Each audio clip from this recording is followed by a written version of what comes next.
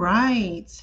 Hello, everybody. This is Eileen. We are live and we're going to be starting the show today. So, I wanted to talk about the Black community and the leaders and the relationship that the leadership has had with the Black community as it pertains to trying to unify our community.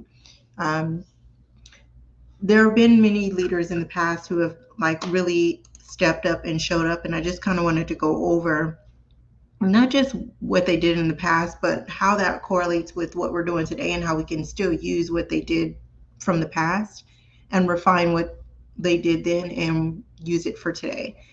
So I'm going to go ahead and I just want to read this preface here. So the struggle for Black liberation in America has always been tethered to questions of economics, justice, and self autonomy or self determination. Our communities have long recognized that freedom without material security is incomplete. From the sharecropping fields to today's underfunded schools and wage disparities, also to police brutality and also wage theft. Black people have been systematically locked out of wealth building opportunities. In response, some of our most visionary leaders, Dr. King, Dr. Martin Luther King Jr., Huey P. Newton and the Black Panther Party, the MOVE organization, and Malcolm X advanced socialist principles as a way to structure Black survival and advancement.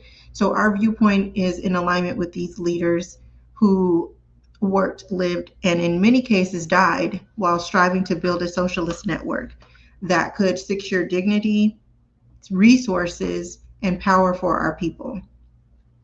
I just wanted to kind of go over some of the things, like proof of that statement, because I feel like a lot of people will, you know, push back and say, well, we have not been trying to work towards a socialist. Those particular words were not used, but we don't have to listen. I don't have to use a cookie cutter third world definition of the word socialist. Just because you want to use that word, that's fine, but I do not have to use it. Socialist is not a definite term. It can be, it's a term that you can mold in, it's a malleable term. So socialist in one country doesn't look like socialist in another country. That's what I'm saying. But I wanted to share my screen and talk to you, and so I can show you some of the examples of what I mean when I say a socialist. We're a socialist. We are a socialist culture, the Black community. And here is Dr. King saying some things like that. So let me just share my screen here. Um, and he's going to go over talking about economics. I guess I could use some of this time. Oh, hold on, I don't know why. I guess I could use some of this time to get into pleasantries and to talk about the many experiences I've had with you, not only here, but in Europe and other places. What Now, do you have in store this person, if you don't know, is Harry Belafonte, and this is Dr. King. for us this summer? So, The many experiences I've had with you, not only here, but in Europe and other places. What do you have in store for us this summer? That's a good question. oh shoot. Every time I hit a bottleneck, I build a new AI employee to crush it. I used to say that I had one AI employee working for me 24/7, but the truth is, Well, I don't know about the summer. I guess I should begin with what we have in store for the spring. I feel that we are in the midst of a most critical period in our nation, and the economic problem is probably the most serious problem confronting the Negro community. And I might say the most serious problem confronting poor people generally. And I don't want to be narrow about this, talking only about the black poor in our country, because I must be concerned about Puerto Ricans who are poor, Mexican Americans, American Indians, and Appalachian whites. And we are confronting a major depression in the poor community. And I think the time has come to bring to bear the power of the direct action, the nonviolent direct action movement on the basic economic conditions that we face all over the country. Nonviolence has been a tremendous force in grappling with the social problem of legal segregation and the syndrome of deprivation surrounding that system. And of course, it has been a major force in grappling with the political problem of the denial of the right to vote. What the heck? But in winning victories like the Civil Rights Bill of Why is this not? Oh, okay. 1964 and the Voting Rights Bill of 1965 around the issue of segregation and voting rights, we discovered that these legislative strides did very little to improve the lot of the millions of Negroes in the ghettos of the North and in the nation generally. In other words, it did very little to penetrate the lower depths of Negro deprivation in communities all over. Now, with that being said, does that sound like a capitalist viewpoint to you? Does that sound like someone who's talking about just the people at the top? Because that's all capitalism serves, is the people at the top. And then the people on the bottom get to fight over the crumbs. Okay? So he's talking about everybody being serviced in a way that does not have them in this poor state of mind, poor state of health, poor state of finances, and specifically, first talking about our community, the Black community, and then moving forward with other communities that he included in there. But let's look further into this. We must also realize that the problems of racial injustice and economic injustice cannot be solved without a radical redistribution of political and economic power. We read one day, we hold these truths to be self-evident, that all men are created equal, that they are endowed by their Creator with certain inalienable rights, that among these are life, liberty, and the pursuit of happiness. But if a man doesn't have a job or an income, he has neither life nor liberty and the possibility for the pursuit of happiness. He merely exists. Estimated that we spend $322,000 for each enemy we kill in Vietnam, while we spend in the so-called war on poverty in America only about $53 for each person classified as poor. The promises of the Great Society have been shot down on the battlefield of Vietnam, making the poor, white and Negro, bear the heaviest burdens both at the front and at home. The other thing I want you to understand is this, that it didn't cost the nation one penny to integrate lunch counters. It didn't cost the nation one penny to guarantee the right to vote. But now we are dealing with issues that cannot be solved without the nation spending billions of dollars and undergoing a radical redistribution of economic power. Radical redistribution of wealth. Does that sound like capitalism to you? Does that sound like capitalism, or does that sound like a more of a socialist, more of a mixed economy where there's socialism and capitalism? Here's the thing. We are already living effectively in a socialist economy. We're in a mixed economy if you really want to look at it on a macro level. The socialism part of our economy is only hoarded by the 1%. The 1 to 10%, that's who's hoarding that socialist part of it, because they get subsidized with car companies, with banks, with even airlines, with these big businesses, tech companies. All of these businesses get subsidized. So they are effectively in a socialist program because they could go broke and get bailed out tomorrow. You can't do that. You have to file for bankruptcy. And some of that stuff you cannot write off, like student loans, and I'm not sure if you can do medical debt, but some medical debt, I think that you can't.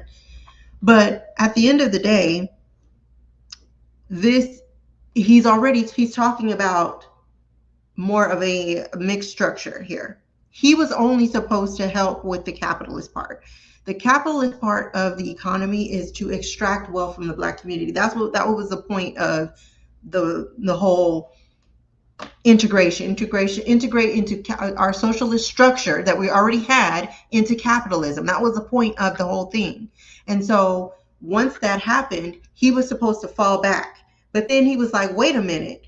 They sold him that everything, that the socialist part of it would trickle down to everybody else. They sold him on trickle down economics. But when he seen what happened, as you've seen in this interview, he was like, wait a minute. Everybody didn't get fixed here. Everybody, no, this isn't what you told me. So this is when you see him feel betrayed, and you see him go out here on a tour, on an economic tour, about how we need to rethink what we just did and renegotiate basically the terms of this system that we're in. And he was killed before the terms were ever renegotiated. And at the end of the day, I don't negotiate with terrorists. I don't think that we should negotiate with terrorists. I think that we should withdraw and not participate in this type of muck and mire. We have to rebuild and encapsulate our withdraw from this capitalist structure and get back to our socialist structure that we had before. When we talk about Black Wall Street, that was a socialist structure. We had our own situation going on, and we lent to each other, but also we had our own businesses at the same time. So if somebody's business went boom or bust, they could always, there was always us to fall back on, to where we could get back up and going. All labor has dignity. Yes. But you're doing another thing. You are reminding not only Memphis, but you are reminding the nation that it is a crime for people to live in this rich nation and receive starvation wages. Listen, this is the same things that are happening right now. America's opportunity to help bridge the gulf between the haves and the have-nots. And the question is whether America will do it. There's nothing new about poverty. What is new is that we now have the techniques and the resources to get rid of poverty. And the real question is whether we have the will. At the very same time that America refused to give the Negro any land, through an act of Congress, our government was giving away millions of acres of land in the West and the Midwest, which meant that it was willing to undergird its white peasants from Europe with an economic floor. But not only did they give the land. This is socialism that he's talking about. This is socialism that he's talking about, was given to a bunch of people that benefited from it. And we're talking about, reparations is socialism. If you don't understand that, this is why they're fighting against it. If we don't understand what it is, the bigger picture of what we're fighting, we won't bust through nothing. We won't bust through nothing. I did a video about the Black community as a socialist culture because of just the way that we are structured, and everybody was like, oh, well, you got the word wrong. That's not what it meant. What we're talking about is more than economics. Captain Obvious. We're talking about the full macro structure of our society and our economics. And they built land grant colleges with government money. Socialist program. Again, these are the things that we're asking for. These are the things that we're trying to provide for ourselves. I don't understand what the pushback is, where the disconnect is. But let's continue. To teach them how to farm. Not only that, they provided county agents to further their expertise in farming. Not only that, they provided low interest rates in order that they could mechanize their farms. Not only that, today, many of these people are receiving millions of dollars in federal subsidies not to farm, and they are the very people telling the black man that he ought to lift himself by his own bootstraps. So they want to use and utilize socialism and eat off of it and get fat off the hog on it. But when it comes to us, they want to give us gross capitalism to where we're just getting extracted, nothing but extraction, nothing but extraction. This is what is work. This is what the system is today. This is how it was built, and he was used to drive us into that. This is what we are faced with, and this is a reality. Now, when we come to Washington in this campaign, we are coming to get our check. Yes. So now, as soon as he found out that he got played initially, this is right here where they said, wait a minute. Your only job was to help us extract from the Black community into perpetuity.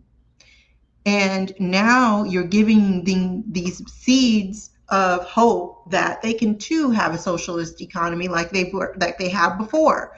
They traded in their pearls for swine. And now you're telling them they can repent? Are you telling them that they can repent from their wicked way? Are you telling me that? Yes, that's what he's telling us. I come here tonight and plead with you. Believe in yourself and believe that you're somebody. As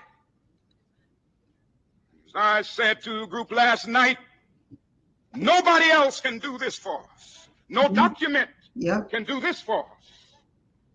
No Lincolnian Emancipation Proclamation can do this for us. No Kennysonian or Johnsonian Civil Rights Bill can do this for us.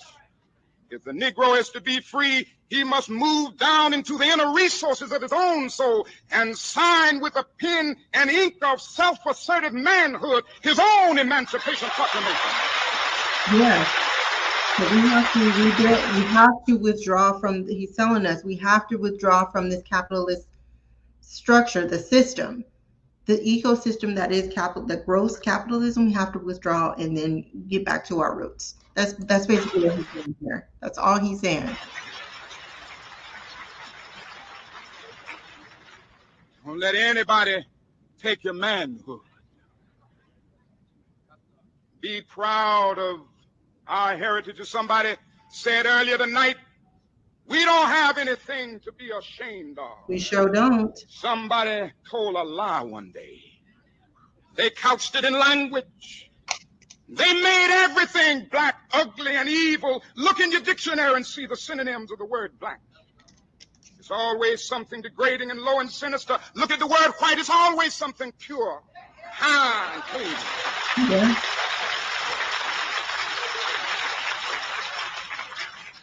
But I want to get the language right tonight.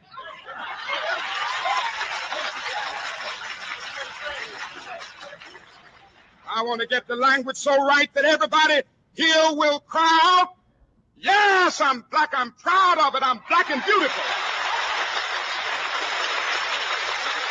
What is the relationship between this and the reality of the Negro masses? Well, to leave Martin out of it for a moment. Martin's very rare, very great man. Martin's rare for two reasons. Partly because just because he is. And because he's a real Christian, and he really believes in nonviolence. He's right at something in himself. He just permits him, allows him to do it. And he still has great moral authority in the South. There's none whatever in the North. Poor Martin has gone through God knows what kind of hell to awaken the American conscience. But Martin has reached the end of his rope. There's some things Martin can't do. Martin's only one man. Martin can't solve the nation's central problem by himself. Yeah. There are lots of people, lots of black people, I mean now, who don't go to church no more and don't listen to Martin, you know.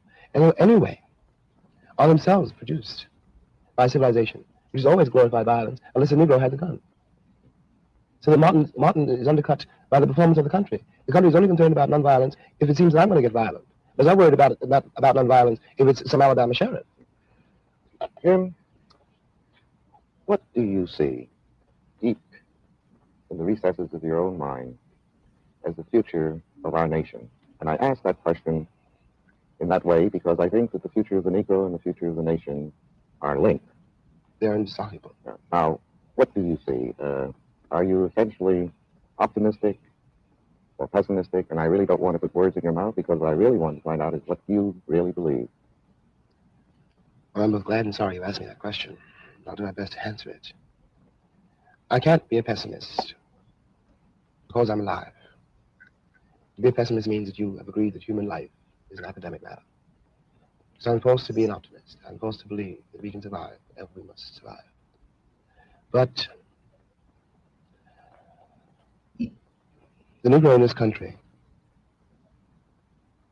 the future of the Negro in this country is precisely as bright or as dark as the future of the country. It is entirely up to the American people and our representatives. It is entirely up to the American people whether or not they're going to face and deal with and embrace this stranger whom they maligned so long.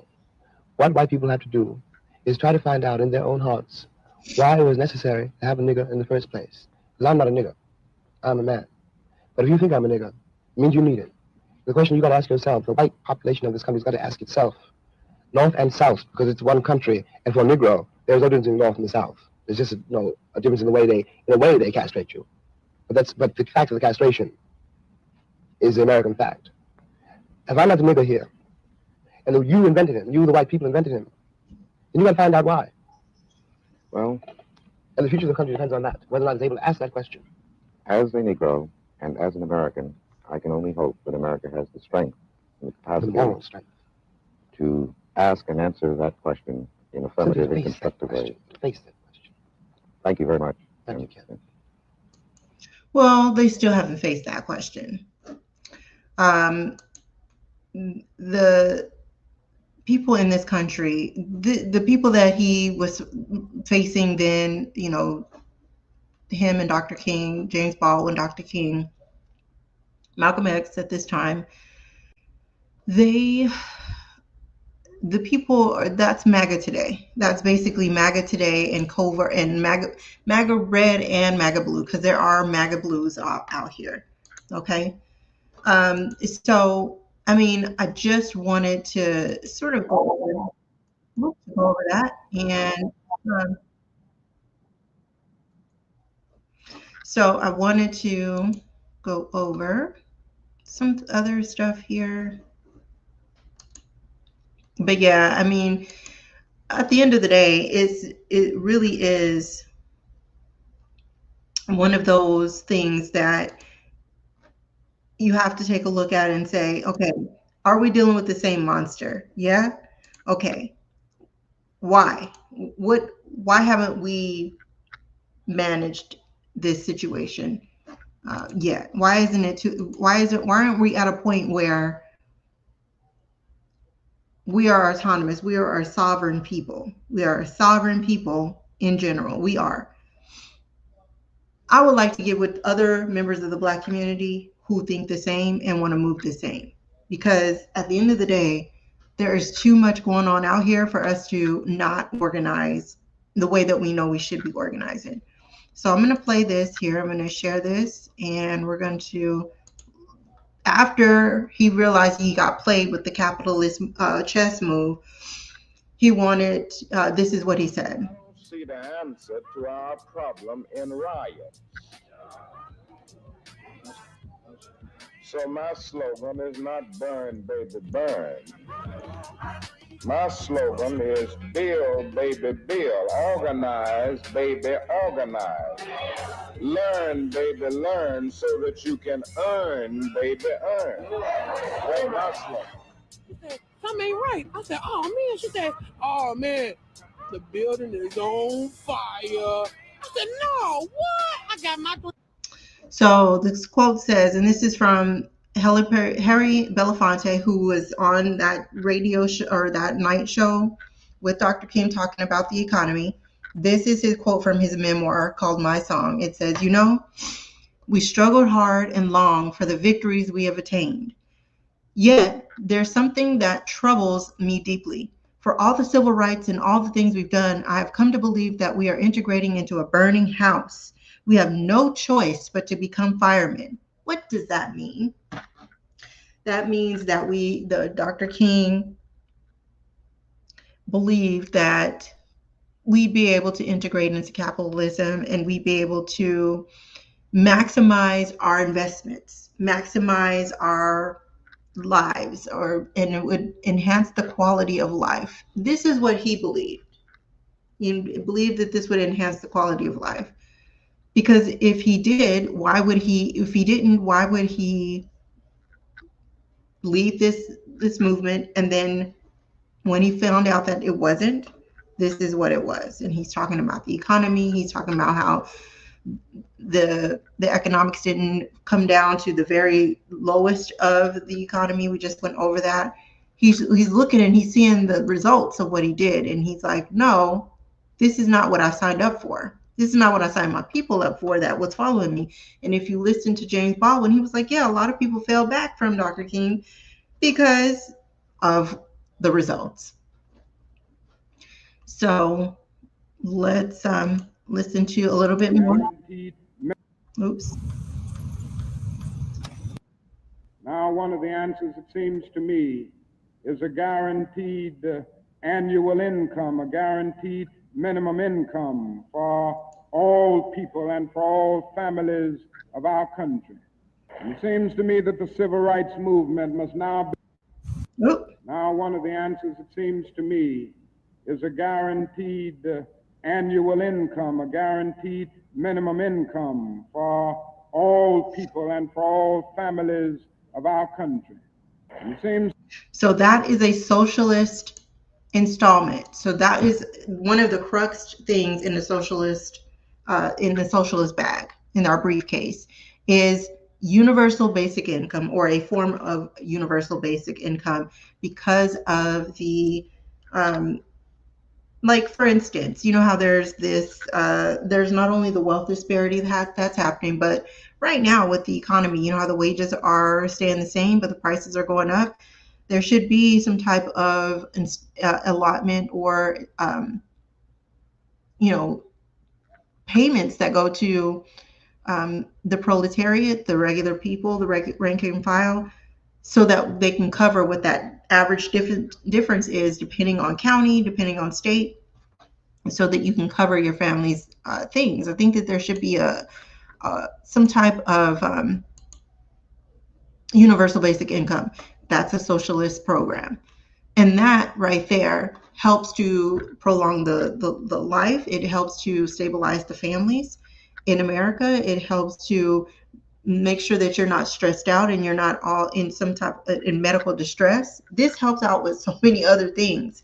It's not just about giving people handouts. Like, to me, that's the worst thing that you can say. Oh, you got a handout. Listen, God gave us all life. That's a handout. And we're supposed to be loving God above all else. And we're supposed to love each other as we love ourselves, our neighbors as we love ourselves. So many people are so selfish that the only thing they can do is think about what you're getting and what they're not getting. We're all supposed to be getting something here. We're all supposed to be helping each other out. It's just ridiculous. It's just disgusting to see where this world is coming. It's all that you can think about is if somebody else is getting a handout or not. That the word handout is it's like a pejorative. Like, oh, you got a handout. You didn't give yourself life. You didn't, quiet as kept, you didn't give yourself those resources either. You had to obtain them. And if they didn't fight, if Dr. King and Malcolm X and Huey P. Newton and all of them didn't fight to where we are now, you wouldn't have it either. A lot of us wouldn't have it. So I just want to just drive home the point that socialism is our true nature. It's what we've all been talking about, the leaders of the past. So let me just go ahead and share this when we're going to hear about Dr. King talking about, Malcolm X. And he's talking about the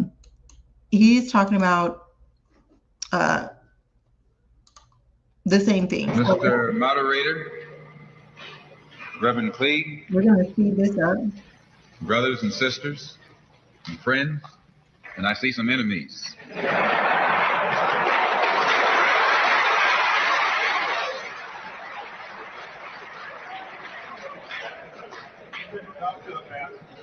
In fact, I think we'd be fooling ourselves if we had an audience this large and didn't realize that there were some enemies present. Yep. This afternoon, we want to talk about the ballot or the bullet. The ballot or the bullet explains itself. But before we get into it, since this is the year of the ballot or the bullet, I would like to clarify some things that refer to me personally concerning my own personal position. I'm still a Muslim. That is, my religion is still Islam.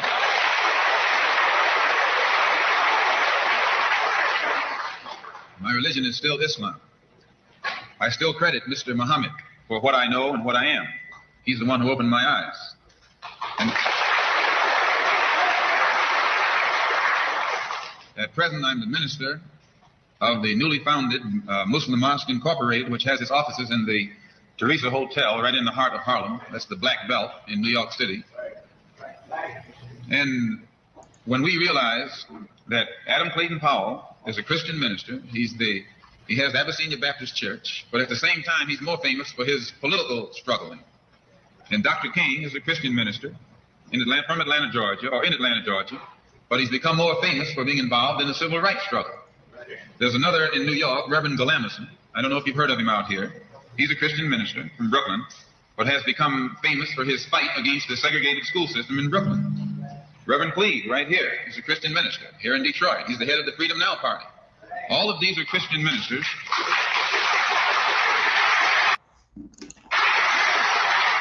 All of these are Christian ministers, but they don't come to us as Christian ministers. They come to us as fighters in some other category.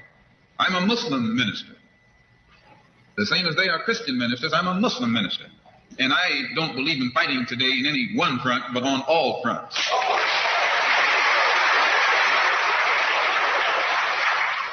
In fact, I'm a black nationalist freedom fighter.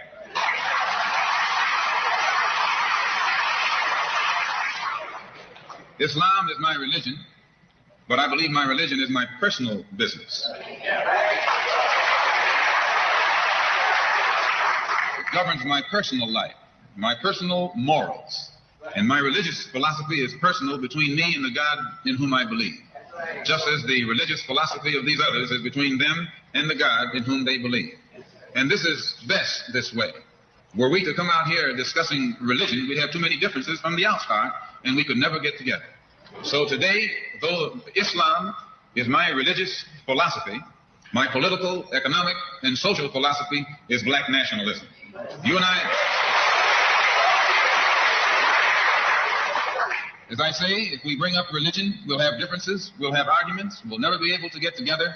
But if we keep our religion at home, keep our religion in the closet, keep our religion between ourselves and our God, but when we come out here, we have a fight that's common to all of us against the enemy who is common to all of us. Exactly. And that's my sentiment exactly. I learned from from the leaders in our community that are either they are Christian or not. I believe that still, even though you're not Christian, you can still be very effective in this fight. God can still use you, and he did still use Malcolm X. So the political philosophy of black nationalism only means that the black man should control the politics and the politicians in his own community. The time when white people can come in our community and get us to vote for them so that they can be our political leaders and tell us what to do and what not to do is long gone.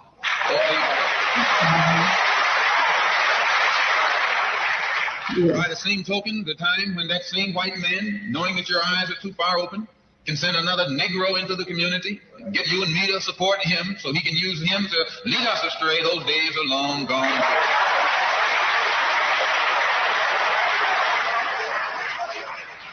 The political philosophy of black nationalism only means that if you and I are going to live in a black community, and that's where we're going to live, because as soon as you move into as soon as you move out of the black community into their community, it's mixed for a period of time, but they are gone, and you're right there all by yourself. Mm-hmm.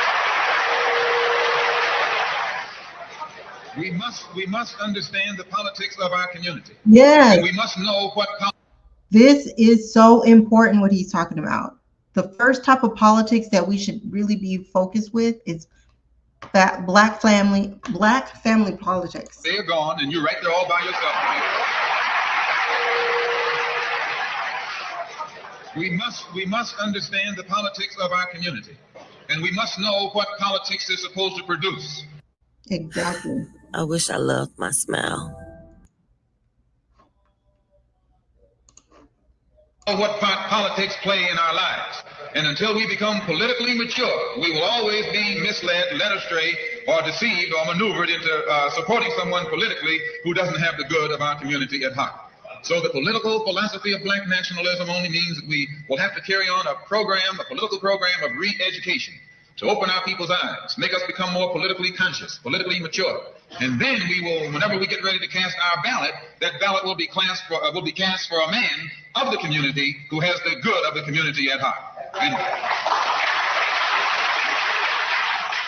the economic philosophy of black nationalism only means that we should own and operate and control the economy of our community. You can't open up a black store in a white community. White man won't even patronize you. And he's not wrong. He got sense enough to look out for himself. And it's you who don't have sense enough to look out for yourself. Hey, Malcolm X is no joke. Straight up no chaser. Straight up no chaser. He's like, nah. This is what them having their own like little sect. They're practicing the socialism that we just integrated from. And Malcolm X is like, they're smart enough to not do it.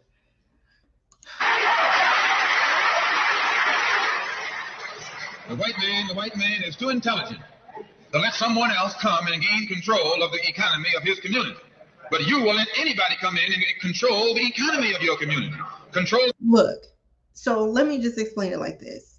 In their community, the way that they had it all set up, they had capitalism and it was socialism with all those social programs that they came over here and got, all those grants and all that land stealing and all that. That was socialism, their form of it. And for us to integrate, they flip it around. They kept their socialism and then they created capitalism. No, capitalism obviously started during slavery with us being the capital, right? This country would not have been able to have that startup capital without us. And also, we already knew how to manage the earth here. So they got free labor and experience, all for free for decades, hundreds, actually about 200 some years. And so that integration means it was only extraction from what we had already racked up. We had racked up quite a bit. That's why the economy that's why that wealth disparity went up, because we went into an extraction machine. The housing, control the education, control the jobs, control the businesses, under the pretext that you want to integrate. No, you're out of your mind.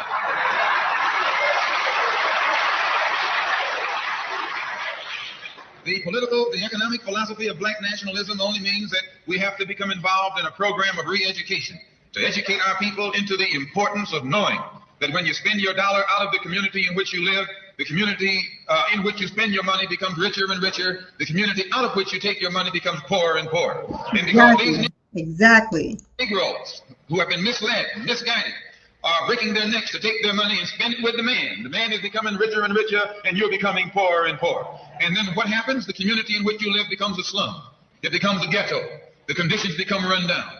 And then you have the audacity to complain about poor housing and a rundown community. Why, you run it down yourself when you take it down. He's been telling us this. So for some people that say we don't have a socialist culture, yes, the hell we do. This is it right here. And you and I are in a double trap, because not only do we lose by taking our money someplace else and spending it, when we try and spend it in our own community, we're trapped because we haven't had sense enough to set up stores and control the businesses of our community. The man who's controlling the stores in our community is a man who doesn't look like we do. He's a man who doesn't even live in the community. So you and I, even when we try and spend our money in the block where we live or the area where we live, we're spending it with a man who, when the sun goes down, takes that basket full of money in another part of the town. Yeah, exactly. So all I wanted to convey there is that. So we're trapped. All I wanted to do was convey that he's talking about in the ballot or the bullet about our economy and how that's affecting our social lives, how that's affecting our communities, our housing, our schooling, all of these separate issues that we're all tackling when the main problem is the economy. because now they're able to weaponize it against us and dilapidate our schools, dilapidate that education, subjugate and oppress our children in those schools. They're able to do whatever they want with whatever part of the economy that we feel is valuable. So they take a look at what we think is valuable, flip it around. Look at hip hop for example. That was a socializing. It started off as socialization because we were talking to each other about the conditions of the symptoms of the conditions of our economy. They took that social concept and extracted all of the soul out of hip hop and, well, the soul of the initial people. And then they capitalized it. They just, as best they could, extract all of the money, wealth, and talent, soul too. Because if you look at hip hop right now, a lot of people are not rocking with it only because it doesn't. It's like the silent majority, the loudest people are the people that have gone rogue in our community, and they seem to have the loudest voices, and they've been propped up as hip hop artists, and so that is really affecting our community. But let's continue here. Double trap, triple trap. Anywhere we go, we find that we're trapped. And every kind of solution that someone comes up with is just another trap. But the political and economic philosophy of black nationalism, the economic philosophy of black nationalism shows our people the importance of setting up these little stores and developing them and expanding them into larger operations. Woolworth didn't start out big like they are today. They started out with a dime store and expanded and expanded and expanded until today they're all over the country and all over the world, and they're getting some of everybody's money. Now this, what you and I in General Motors, the same way, didn't start out like it is. It started out just a little rat race type operation, and it expanded and expanded until today is where it is right now. And you and I have to make a start. And the best place to start is right in the community where we live. Exactly. So our people not only have to be re-educated to the importance of supporting black business, but the black man himself has to be made aware of the importance of going into business. And once you and I go into business, we own and operate at least the businesses in our community. What we will be doing is developing a situation wherein we will actually be able to create employment for the people in the community. Exactly. And once you can create some employment in the community where you live, it will eliminate the necessity of you and me having to act ignorantly and disgracefully, boycotting and picketing some cracker someplace else, trying to beg him for a job. Exactly. This is all I'm trying to say. We have to build within our own community from the type of structure that we need. Now, you have your black capitalists that are in the community who want to also extract from the black community. That's what we need to know. We just need to know where you stand. If you are a black capitalist, that's not something I'm into. Not as far as it being the main component in our economy. I think that we should lead with a socialist economy, and we should have entrepreneurial capitalism where it's not exploiting people, and that should be managed as well. But I do think that we need a system of checks and balances for our community as far as resources go. So let's move on here.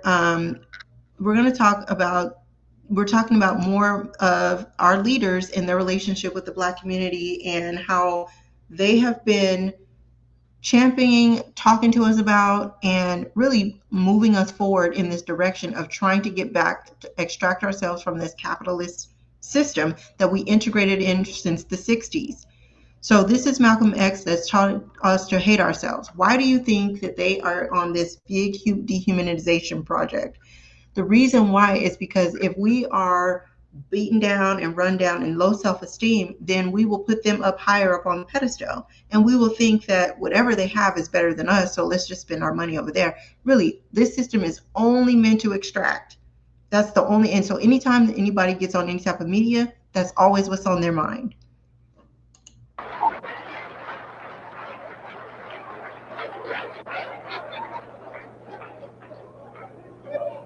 Who taught you, please, who taught you to hate the texture of your hair?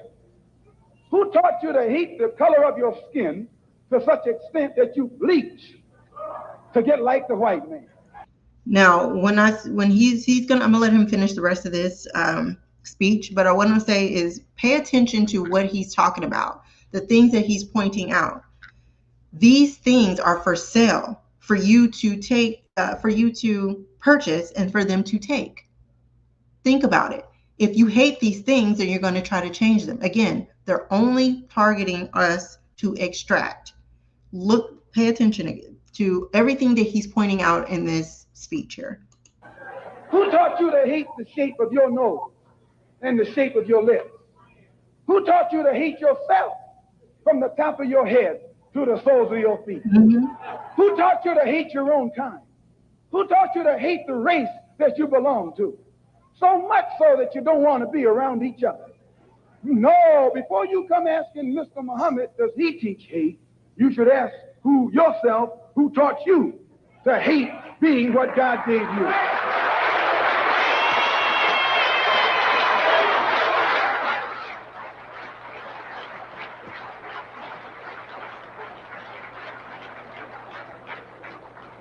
We teach you to love the hair that God gave you.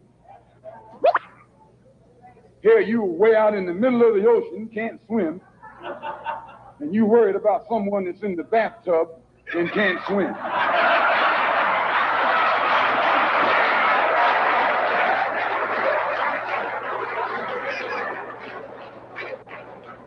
We don't steal, we don't gamble, we don't lie, and we don't cheat.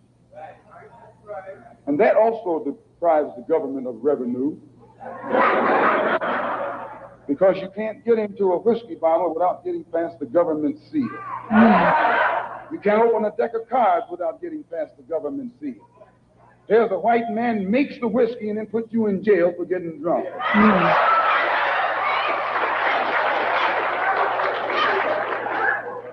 He sells you the cards and the dice and puts you in jail when he catches you using them. Yep.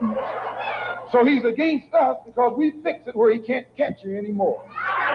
We take the dice out of your hands and the cards out of your hands and the whiskey out of your head. The most disrespected person in America is the black woman.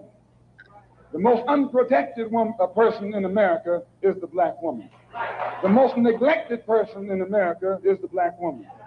And as Muslims, the Honorable Elijah Muhammad teaches us to respect our women and to protect our women.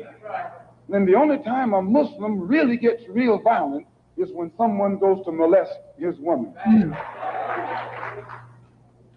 We will kill you for our woman. I'm making it plain, yes. We will kill you for our woman. We believe that if the white man will do whatever is necessary to see that his woman gets respect and protection, then you and I will never be recognized as men until we stand up like men and place the same penalty over the head of anyone who puts his filthy hands out to put in the direction of our women. Now, that is Malcolm X. And again, I just wanted to just reiterate how important that is in terms of the socialist economy that I'm talking about, that we are, the socialist culture, the socialist economy. That's where we thrive. And this is what was pointed out with Dr. King and now with Malcolm X, that this is where we are going to thrive. Look, we thought one thing and that was a bust, right? So integration was a bust. We all can agree. How do we reverse that? How do we repent of what we've done? How can we reclaim our socialist construct back? Because again, we constructed it so we can put whatever we want in it. So we have to have some basic tenets for a socialist economy and a culture.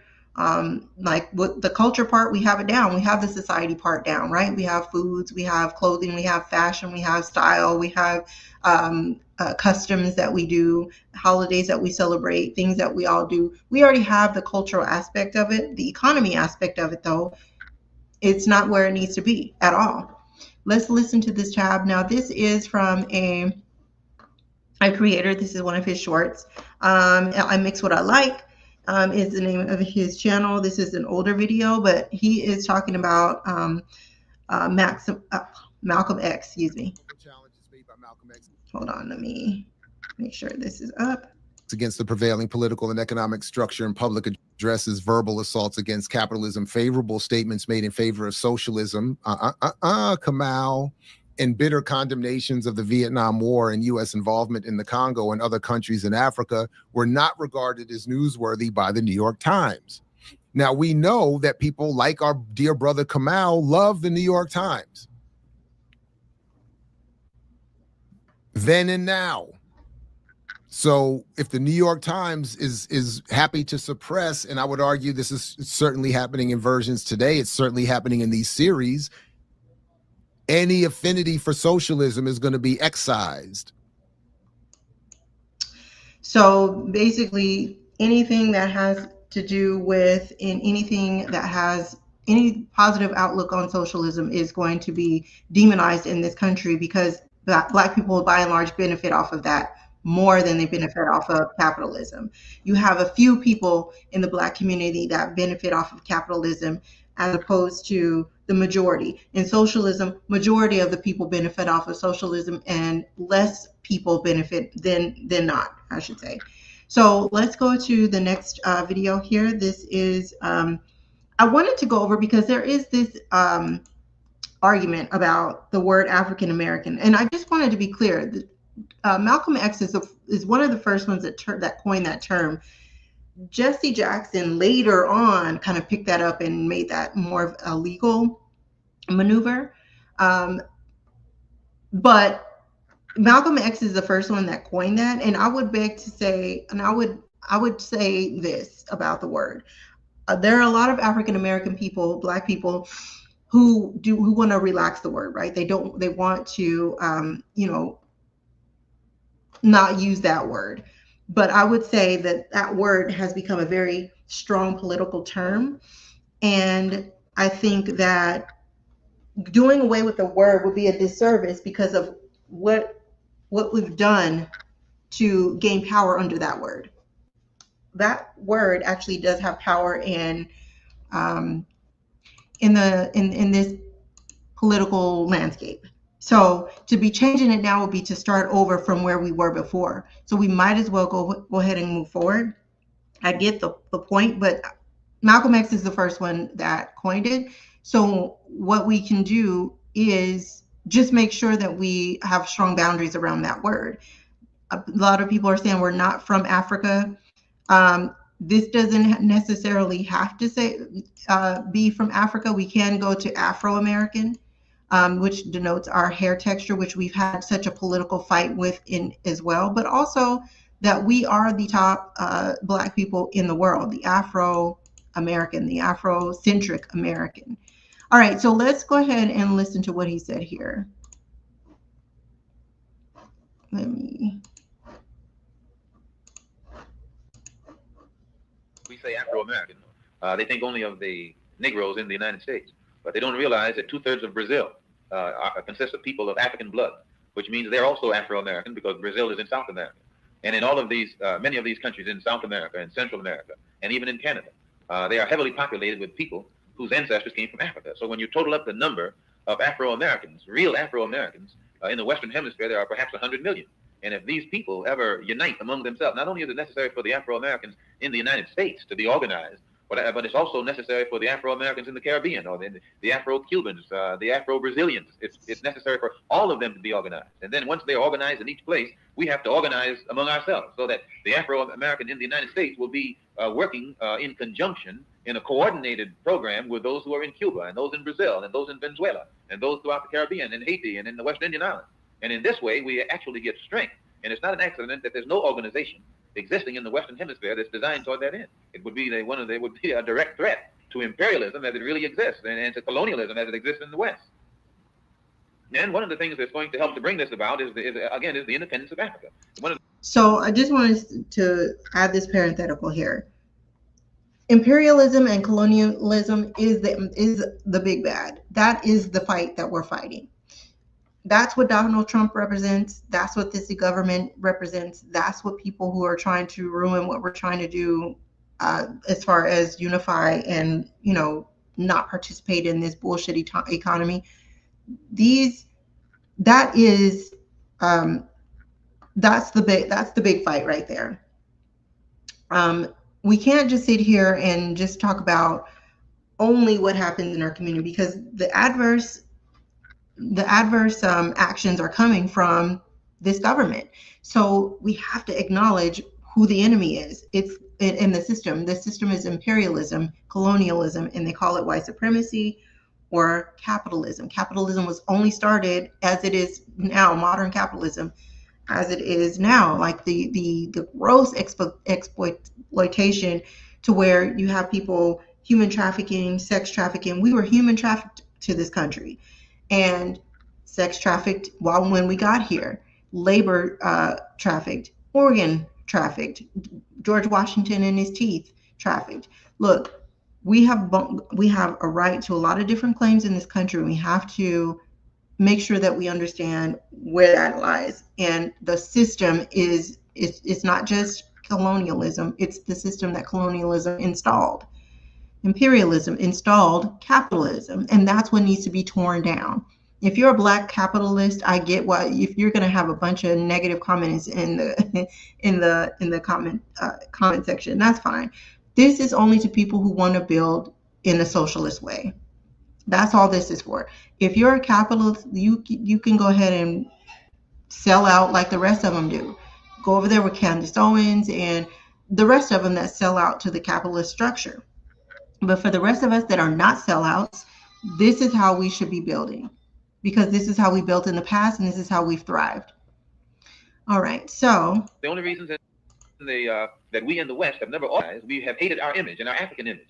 And because Africa has been in the hands of people who have created an image of Africa that's negative and hateful, and it has been hateful to us, we haven't wanted to identify with it. But now that Africa is getting independent and in a position to create its own image, and it's a positive image, those of us in the West look at the African image and see how positive it is. We begin to identify with it. We become proud of Africa, and we become proud of our African blood, our African heritage. And this is what is beginning to make the Africans in the Western Hemisphere today have developed more race pride. And as this race pride develops, then it has a tendency to make us want to unite together and work together. And your Western imperialists and colonialists consider this to be a grave threat.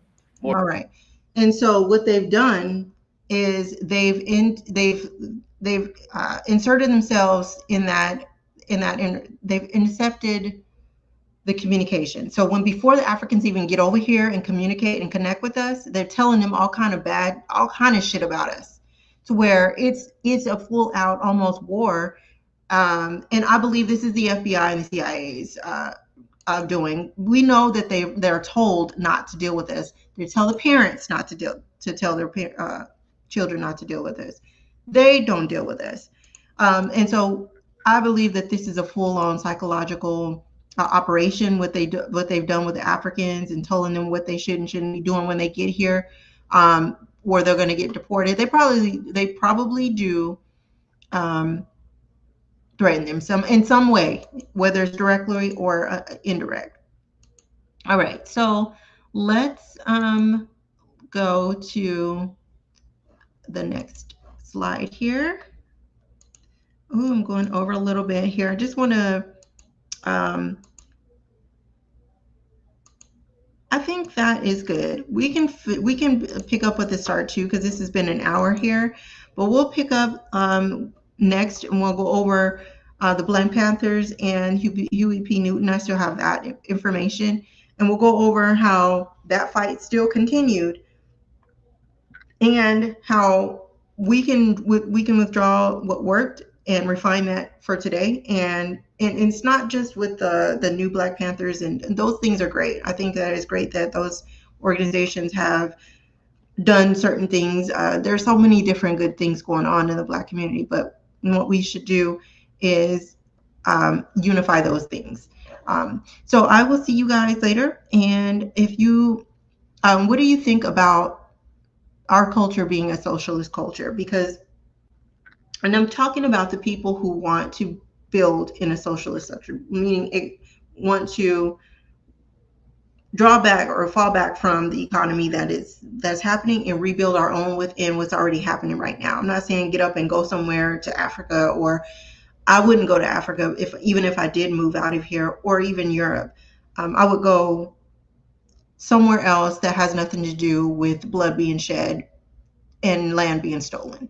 So, what do you think though about engaging in continuing moving forward with the socialist structure economy, and add that with our culture that we already created here in America? What do you guys think about that? Let me know in the comments, and I will comment and I will respond back to your comments. All right, see you guys later. Bye.